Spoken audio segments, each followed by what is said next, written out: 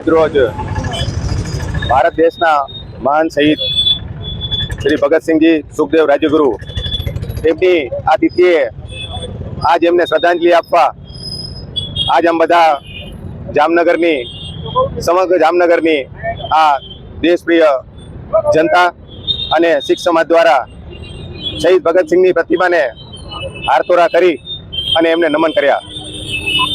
આજે જ્યારે વિશ્વમાં દેશોનું આપણે યાદ કરીએ છીએ ત્યારે શ્રી ભગતસિંહ અને એમના સાથીદારોનું બલિદાન આ સદીનો શ્રેષ્ઠ બલિદાન ગણવામાં આવે છે અને ભારતની આઝાદીમાં જેમનો સિંહ ફાળો હતો એવા બધા શહીદોને અમે બધા કોટી કોટી નમન કરીએ છીએ।